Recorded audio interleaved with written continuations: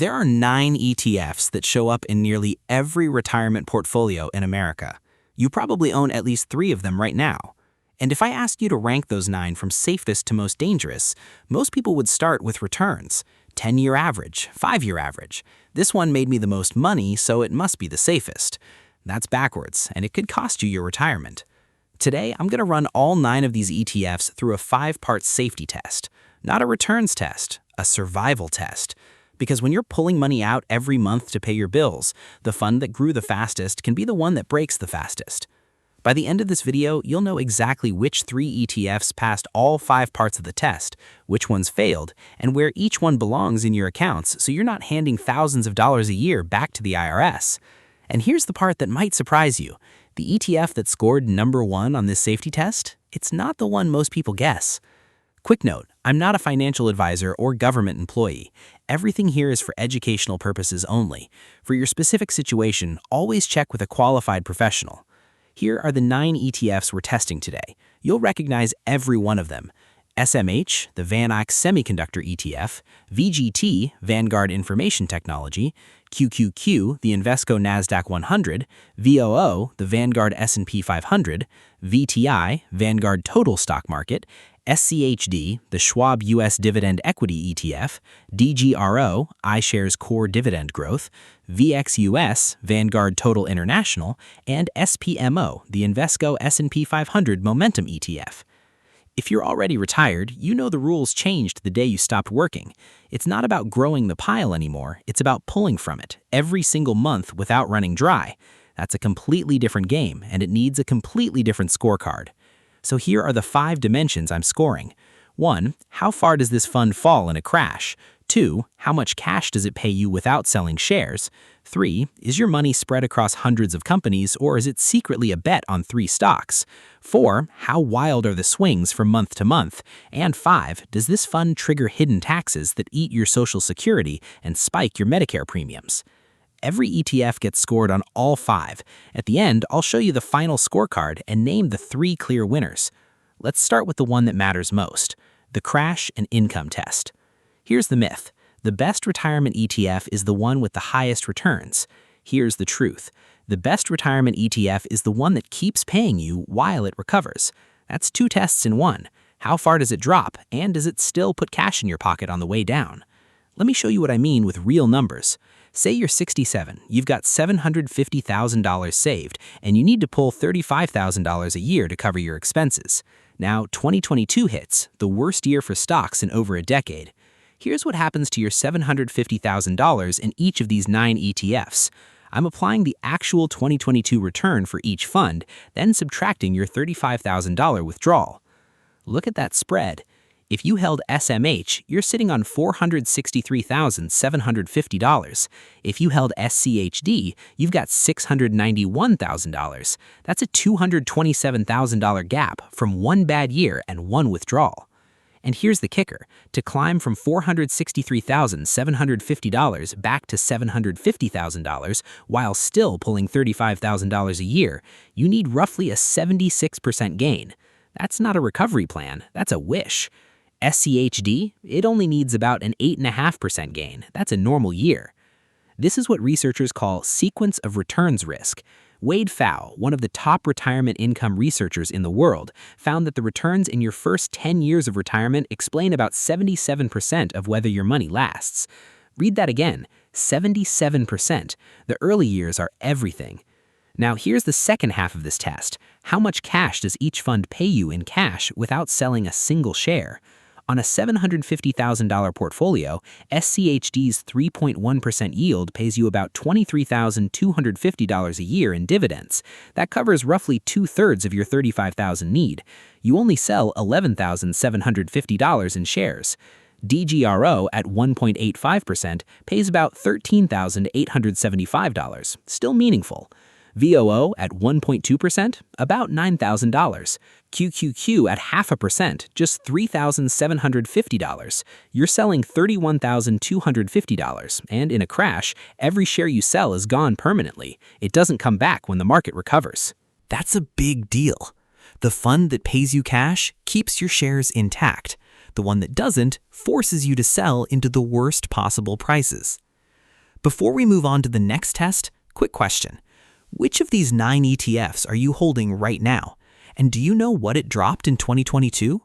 Drop it in the comments. I read every single one. The concentration and volatility test. So now you've seen which ETFs survive crashes and which ones pay you through them, but there's one test most people never run, and it tells you which funds are ticking time bombs even when the market looks fine.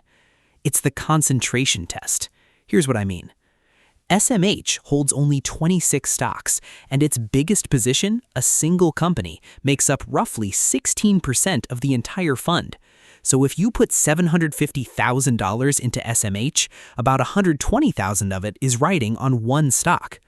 That's not diversification, that's a bet. Now compare that to VXUS. It holds around 8,500 stocks.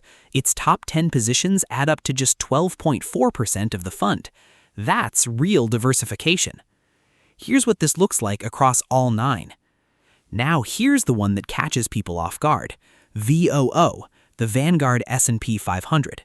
It holds 503 stocks. Sounds diversified, but the Magnificent Seven, Apple, Microsoft, Nvidia, Amazon, Alphabet, Meta, and Tesla, now make up about 34% of the entire S&P 500. That is the highest concentration in modern index history, higher than the dot-com bubble, higher than the 1980 energy boom. So even VOO is more concentrated than it looks. Smart retirees know that. Now let's pair this with volatility. Beta measures how much a fund swings compared to the S&P 500. A beta of 1.0 means it moves in lockstep. Higher than 1.0 means bigger swings in both directions. SCHD has a beta of about 0.56. That means when the market drops 10%, SCHD typically drops about 5.6%, half the pain. SMH, its beta is around 2.05. A 10% market drop becomes a 20% drop for you. That's why it fell nearly 85% during the dot-com bust and took roughly 8.5 years to recover. Think about that. If you retired in the year 2000 and held SMH, you wouldn't break even until late 2008, and then the financial crisis hit. For a 30-year-old, that's a story. For a 67-year-old pulling $35,000 a year, that's a catastrophe. So now you know which ETFs fall the farthest, which ones pay you through it, which ones are secretly concentrated, and which ones swing the hardest. But there's one more test, and this one is costing retirees thousands of dollars a year in taxes they don't even know about. The tax test. Here's where most retirement videos stop. They rank the ETFs, pick a winner, and say good luck. But smart retirees know something the returns chart doesn't show. The wrong ETF in the wrong account can trigger a hidden tax that turns a 22% bracket into a 41% bracket, and almost nobody is talking about it. It's called the Social Security Tax Torpedo. Here's how it works. The IRS adds up your regular income plus half of your Social Security benefits plus your investment income. They call that number your provisional income. If you're married and that number crosses $44,000, a threshold that hasn't been adjusted since 1993, up to 85% of your Social Security becomes taxable. That means every extra dollar of investment income doesn't just get taxed at your normal rate, it also makes more of your Social Security taxable. The result? Your effective tax rate on that dollar can hit 40.7%, even if you're technically in the 22% bracket. Now, which ETFs trigger this, and which ones don't? SCHD yields about 3.1%. On a $500,000 position in a regular brokerage account, that's roughly $15,500 a year in dividend income. Whether you want it or not, that $15,500 flows into your provisional income calculation. QQQ yields about 0.5%. Same $500,000 position throws off about $2,500. That's $13,000 less hitting your provisional income. That difference alone could save you $4,000 to $5,000 a year in taxes. But, and this is the part people miss, that doesn't mean QQQ is better. It means SCHD is in the wrong account. Move SCHD inside a traditional IRA, and those dividends don't show up on your tax return until you withdraw. They don't count toward provisional income, they don't trigger the torpedo. And there's another cliff hiding in the tax code, IRMA, the Income-Related Monthly Adjustment Amount. Cross $218,000 in modified adjusted gross income as a married couple, and your Medicare Part B premium jumps from $202.90 a month to $284.10 a month, an extra $975 a year per person. And it's a cliff, not a slope. Go over the line by $1 and you pay the full surcharge. High dividend ETFs in the wrong account can push you right over it. So here's the tax placement that actually works. SCHD and DGRO, put them in a traditional IRA or a Roth. Shield those dividends from the torpedo and IRMA.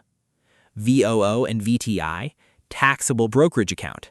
They're naturally tax efficient, almost no capital gains distributions. VXUS, taxable account. It qualifies for the foreign tax credit, which you lose entirely if it's inside an IRA. QQQ, or any high-growth fund, Roth IRA. It compounds tax-free, no required minimum distributions, and you never pay taxes on that growth. One more thing. If QQQ is sitting in your traditional IRA and it compounds at 15 to 20% a year, that $500,000 could grow to well over $2 million by the time your required minimum distributions kick in at 73. Your first year RMD alone could be over $75,000, all taxed as ordinary income. That's the RMD time bomb, and it feeds the torpedo and IRMA all over again. So now you know all 5 dimensions: crash depth, spendable income, concentration, volatility, tax efficiency. Let's put the final scorecard together. The final scorecard: 3 clear winners. All 9 ETFs have been through the full 5-part test.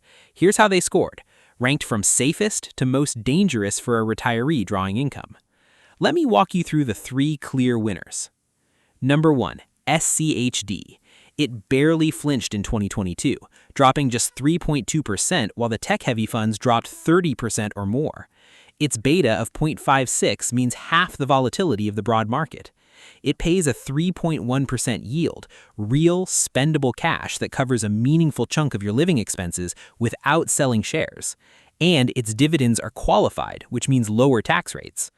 Put it in a traditional IRA, and those dividends stay completely invisible to the Social Security torpedo and IRMA. Number 2, DGRO. This is the one most people overlook. It holds 395 stocks, the least concentrated U.S. equity fund in this group. Its top 10 holdings make up just 27% of the fund.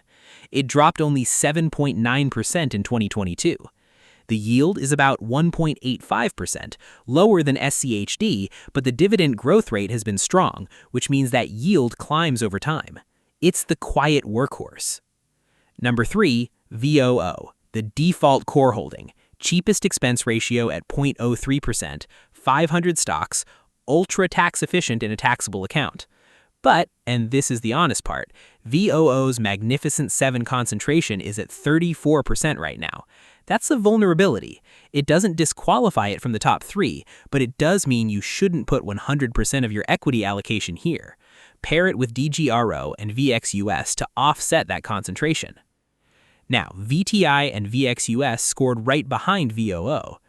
VTI adds small and mid-cap companies, VXUS adds 8,500 international stocks. Both are strong diversifiers. Every major investment firm, Vanguard, JP Morgan, Morningstar, is projecting international stocks to outperform U.S. stocks over the next decade. That makes VXUS worth a serious look. And the danger zone? SMH, VGT, and QQQ. These are incredible growth machines. For a 30-year-old with decades ahead, they're outstanding. But for a retiree drawing $35,000 a year, the math is brutal. Deep drawdowns, almost no income, extreme concentration, and extreme volatility. If you own them, keep the positions small and put them in a Roth where they grow tax-free with no required distributions. Here's the line I want you to remember from this video. The safest ETF isn't the one that never drops. It's the one that keeps paying you while it recovers. That's the difference between riding out a downturn and getting buried by one. If someone you care about is choosing their retirement ETFs based on a 10-year return chart, share this video to them right now. That 5-minute conversation could save them from a very expensive mistake. Now, I want to hear from you. After seeing the full scorecard, did any of these rankings surprise you? And are you rethinking where you're holding your funds? Drop it in the comments. I read every single one. If you're building retirement income and want to stay ahead of the tax traps and market shifts that nobody else covers, subscribe to Golden Goals. I break this down every single week.